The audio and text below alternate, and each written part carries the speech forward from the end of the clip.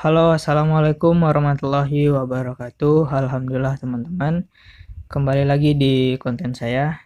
Baik, jadi konten kali ini saya cuman mau membahas ataupun membalas ya komentar dari seseorang yang berkomentar di konten saya yang sebelumnya yang membahas mengenai Redford trading abal-abal cryptocurrency gitu ya. Karena saya selalu mengingatkan ini money game yang akan berujung penipuan gitu teman-teman ya. Jadi yang baru datang silahkan saja di subscribe ya, di like dan di komen teman-teman. Jadi saya mau ngasih pengantar dulu nih. Redford ini saya sudah bikin kontennya beberapa kali ya, dan itu saya menyatakan ini money game ponzi berujung penipuan.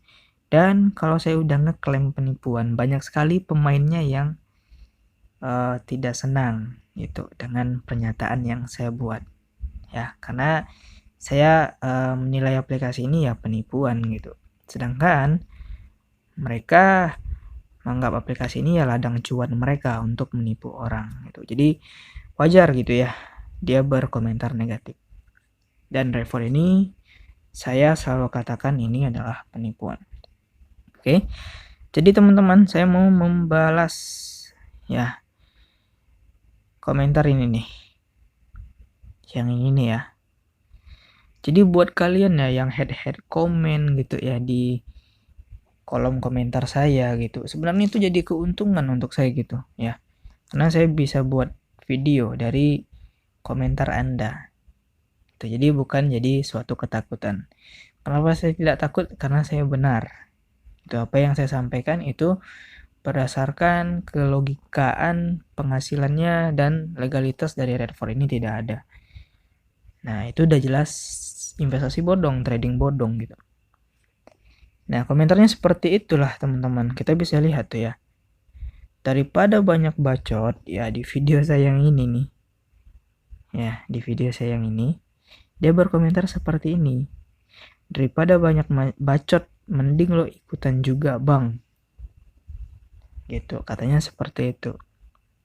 Ya, jadi dia mengajak saya untuk bermain Redford. Itu ya.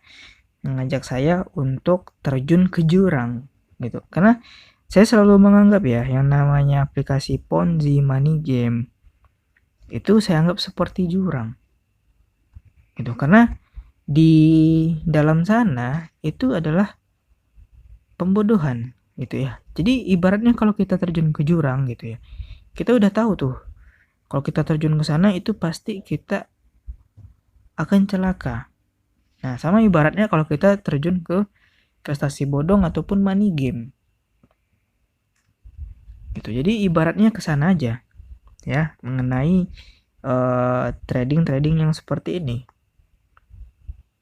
gitu, investasi yang seperti ini ya.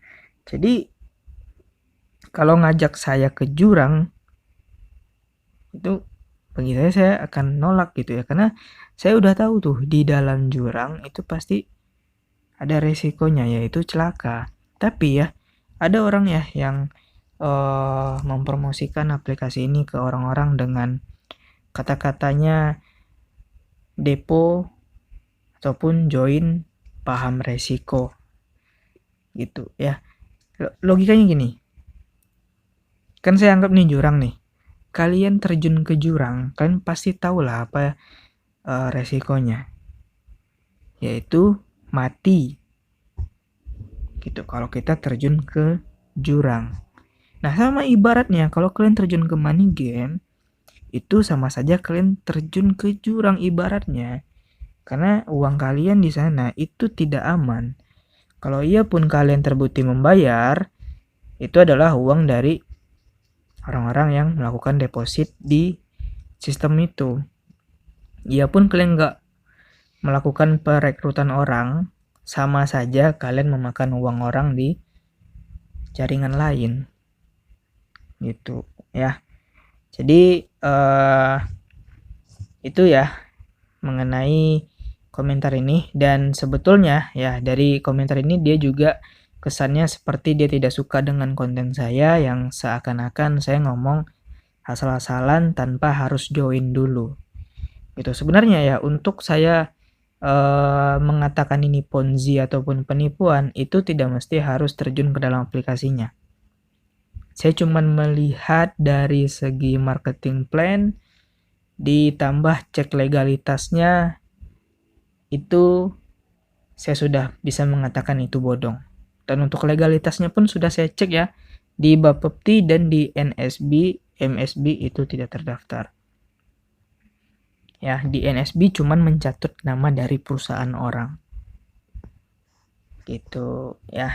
Jadi kalau berkomentar pintar dikit.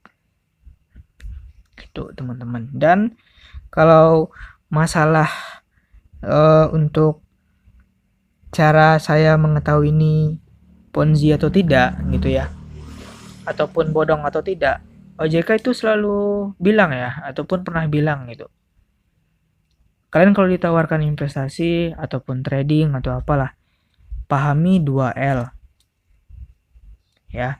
L pertama itu adalah legalitas. Untuk Red4 itu saya cek tidak ada legalitasnya ya. Ini komentar yang ini nih.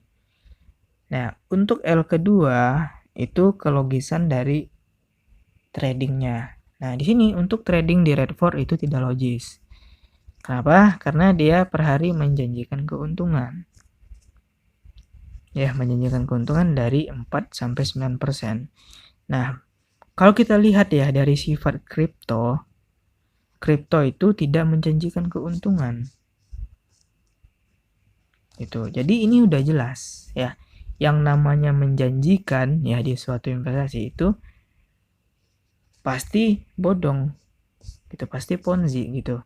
Tujuan dari pembuatan aplikasi ini bukan untuk fasilitas trading sebenarnya, tapi untuk menjerumuskan orang, mengambil uang orang. Gitu ya. Semoga video ini bermanfaat. Itu saja yang bisa saya sampaikan, singkat saja ya.